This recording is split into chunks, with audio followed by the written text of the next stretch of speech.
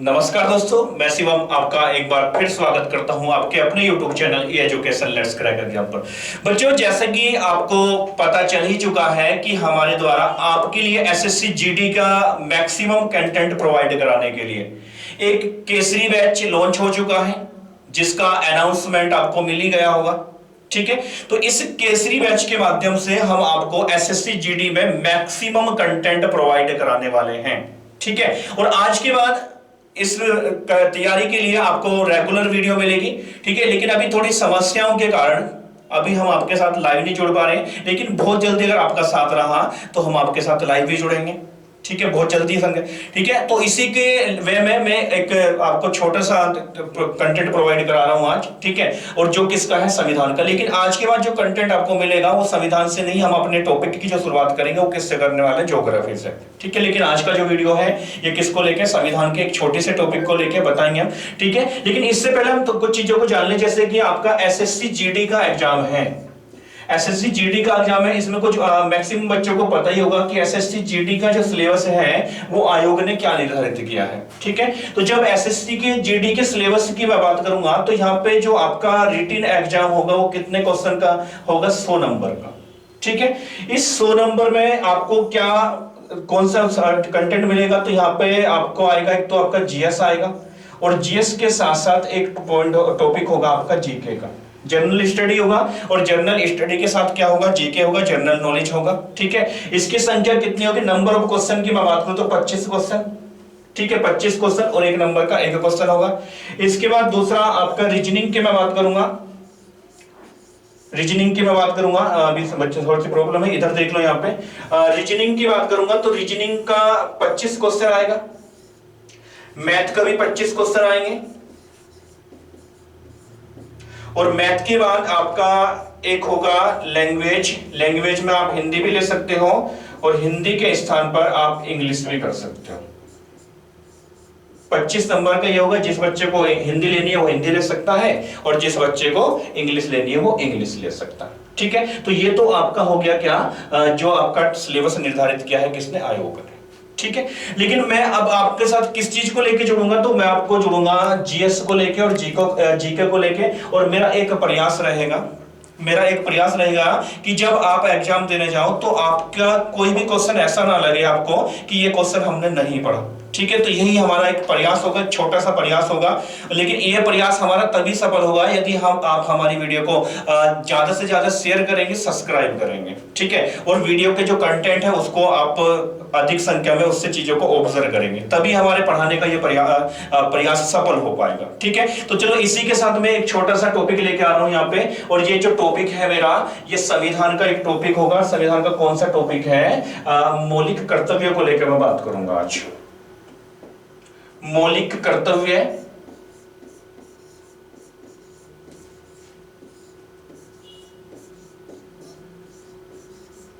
मौलिक कर्तव्य या मौलिक कर्तव्य को हम क्या कह सकते हैं, फंडामेंटल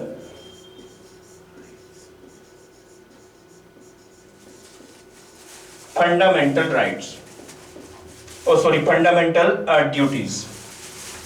फंडामेंटल ड्यूटीज इसे बोलेंगे, फंडामेंटल ड्यूटीज। ठीक है बच्चे, फंडामेंटल ड्यूटीज क्या है, अगर मैं इसकी बात करूं तो ये क्या है, हमारे मूल संविधान। मूल संविधान का मतलब है कि जब 26 जनवरी 1950 को भारतीय संविधान लागू हुआ, ठीक है, तो ये मौलिक कर्तव्य या फंडामेंटल ड्यूटीज हमारे संविधान में नहीं था। ठीक है, लेकिन बाद में क्या हुआ, 1976 में इंडियन गवर्नमेंट के द्वारा एक कमेटी का गठन किया गया, और इस कमेटी का नाम क्या था, सरदार स्वर्ण सिंह समिति। सरदार स्वर्ण सिंह समिति। बच्चों, ये कमेटी गठित की गई कब, 1976 में। ठीक है, और इस कमेटी की रिकमेंडेशन पर, इस कमेटी की सिफारिश पर संविधान में मौलिक कर्तव्यों को जोड़ा गया और इसके लिए जो संविधान में भाग निर्धारित किया, ये कौन से भाग के अंतर्गत वर्तमान में है? तो कौन सा भाग है? संविधान का भाग 4A। और 4A के लिए एक आर्टिकल जोड़ा गया और आर्टिकल कौन सा था? ये 51A। कौन सा है? 51A। ठीक है, तो आपको इतना तो क्लियर हो गया होगा कि मूल संविधान में नहीं था, बाद में जोड़ा गया और किस भाग के अंतर्गत है? 4A के अंतर्गत है। ठीक है, हो गया। अभी यहां तक चीजें क्लियर है आप लोगों को। लेकिन एक क्वेश्चन आपका बन सकता है कि सरदार स्वर्ण सिंह समिति की रिकमेंडेशन पर स्टार्टिंग में कितने मौलिक कर्तव्य जोड़े गए थे? कितने मौलिक कर्तव्य जोड़े गए थे? तो इनकी संख्या कितनी थी? 10। कितनी संख्या थी? 10।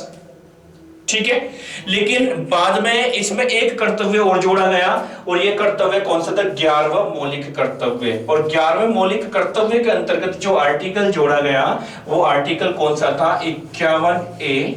और यहां पे कौन सा था? क्लोज के। 51A क्लोज के।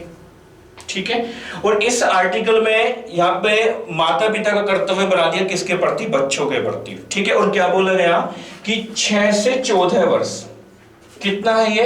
ध्यान से देखेंगे, 6 से 14 वर्ष तक के बच्चों को स्कूल भेजना या उनको शिक्षा का अवसर प्रदान करना माता पिता का कर्तव्य होगा।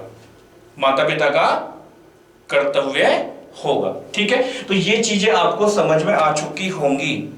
ठीक है, हो गया। लेकिन एक चीज और ध्यान रखें यहाँ पे कि ये जो मौलिक कर्तव्य 11वां है, ये भी तो बोल सकता है कि ये किस समिति की रिकमेंडेशन पे जोड़ा गया। चलो ये तो हमने देख लिया कि 1976 में क्या हुआ? सरदार स्वर्ण सिंह समिति बनी और सरदार स्वर्ण सिंह समिति की रिकमेंडेशन पे ही क्या हुआ? संविधान में एक संशोधन किया गया। और संविधान में कौन सा संशोधन किया गया? एक बार मैं इसको यहां से रब कर दूं।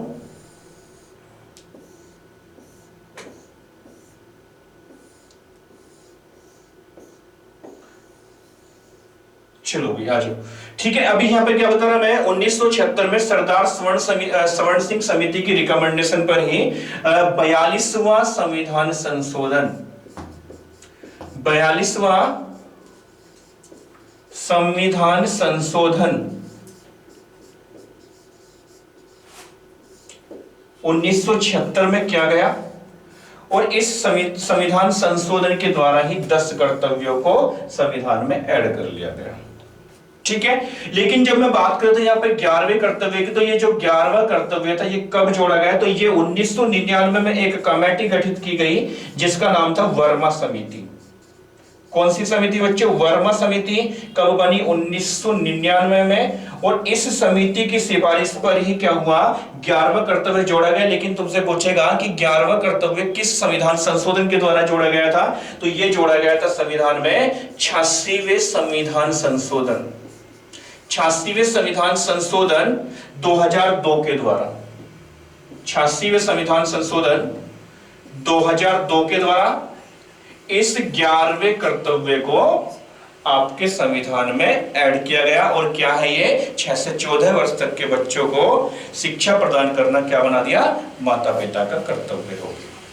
ठीक है, हो गया आप लोगों के इतना क्लियर है? तो ये छोटा सा टॉपिक था। लेकिन एक क्वेश्चन, जैसे मैं लास्ट टाइम क्वेश्चन की बात करूं, लास्ट टाइम मैं क्वेश्चन की बात करूं तो लास्ट टाइम एक क्वेश्चन आया था। क्वेश्चन क्या था? ये क्वेश्चन आया था आपका यूपीपीसीएस में। क्या क्वेश्चन था कि जो पर्यावरण की सुरक्षा नागरिकों का कर्तव्य है, यह संविधान के कौन से भाग में है?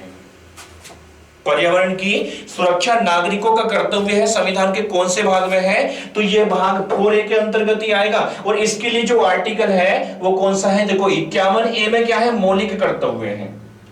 ठीक है, और 51A के कितने क्लोज जोड़े गए? तो मैंने बताया 10 जोड़े गए स्टार्टिंग, फिर बाद में कौन सा 11वां जोड़ा। ठीक है, लेकिन इस क्लोज के अंतर्गत ही एक क्लोज था जिसका नाम था 51A क्लोज जी। और क्लोज जी के अंतर्गत क्या है कि पर्यावरण की सुरक्षा, पर्यावरण की सुरक्षा क्या होगा?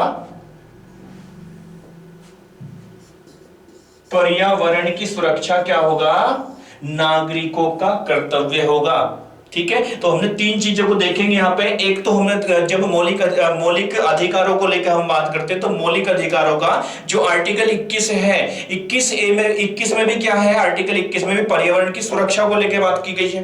ठीक है। दूसरे, जब हम डीपीएसपी की बात करते हैं, संविधान के भाग 4 की बात करते हैं, तो संविधान के भाग 4 के अंतर्गत एक आर्टिकल आपको दिखाई देगा, आर्टिकल 48A, 48A है, ठीक है। तो 48A में क्या है, वहां पर राज्य का क्या है, राज्य की वहां पर राज्य को क्या है, एक निर्देश है कि राज्य पर्यावरण की सुरक्षा करे, ठीक है। लेकिन जब बात आएगी कि नागरिकों का कर्तव्य कब बन जाता है पर्यावरण की सुरक्षा, तो हम बोलेंगे कि जो संविधान का आर्टिकल 51A क्लोज जी है, तो इसमें क्या है, पर्यावरण की सुरक्षा क्या है, नागरिकों का कर्तव्य है, ठीक है। तो ये चीजें आप लोगों को क्लियर होगी। लेकिन यहाँ पे एक चीज और समझ ले, साथ ही साथ ये भी क्वेश्चन आपका आ सकता है कि जो मौलिक कर्तव्य है, इसका स्रोत कहां से लिया गया, किस देश की देन है, ये किस देश की देन है। तो जब हम देश की देन की बात करेंगे तो यहां कहां से लिया गया ये, तो इसमें एक नाम आएगा किसका, सोवियत संघ रूस का। किसका नाम आएगा, सोवियत संघ रूस, ठीक है। तो इस एक प्रकार से ये क्या था, एक संघ था, ठीक है। तो यहां से लिया गया है आपका मौलिक कर्तव्य, ठीक है। और विश्व में अगर मैं बात करूं तो सोवियत संघ रूस के बाद जो मौलिक कर्तव्य जुड़े भारतीय संविधान में, और एक संविधान और है विश्व का, जापान का संविधान, जिसमें भी मौलिक कर्तव्यों को लेकर बात की गई है, ठीक है। लेकिन अभी मैं बात करूं प्रेजेंट की, तो प्रेजेंट में क्या है कि ये जो सोवियत संघ रूस है, इसका विखंडन हो चुका है 1991 में, ठीक है। 1991 में सोवियत संघ रूस का विभाजन हो चुका, विखंडन हो चुका, और इससे 15 देश अलग हो गए। कितने देश, 15 देश इससे अलग हो चुके हैं। तो वर्तमान में सोवियत संघ रूस हमें नहीं दिखाई देगा, केवल क्या दिखाई देगा, रूस, ठीक है। तो यहां से लिया गया क्या है, मौलिक कर्तव्यों का स्रोत, ठीक है। तो इसी के साथ क्या होगा, मेरा टॉपिक भी खत्म हो चुका है, ठीक है। तो अगर आपको कंटिन्यू वीडियो चाहिए तो आपको बस एक ही काम करना है, ठीक है। आपको वीडियो को शेयर करना है, चैनल को ज्यादा से ज्यादा सब्सक्राइब करना है, और वीडियो को लाइक जरूर करना है, ठीक है। ताकि इससे क्या हो, हमारा एक हौसला बना रहे, और आपको भी जो हमने आपके साथ वादा किया है केसरी बैच प्रारंभ करने का, एसएससी जीडी में मैक्सिमम कंटेंट प्रोवाइड करने का, तो ये चीजें आपकी कंटिन्यू चलती रहे, ठीक है। इसमें कोई प्रकार का मतलब बीच में कोई विघ्न उपलब्ध उत्पन्न ना हो, ठीक है। तो इस चीजों पे आपको मेन फोकस करना है, ठीक है बच्चों। चलो इसी के साथ मैं आपसे विदा लेता हूं, ठीक है। बाय, टेक केयर, और सभी वीडियो को मैक्सिमम मात्रा में देखें, ठीक है। Bye, take care.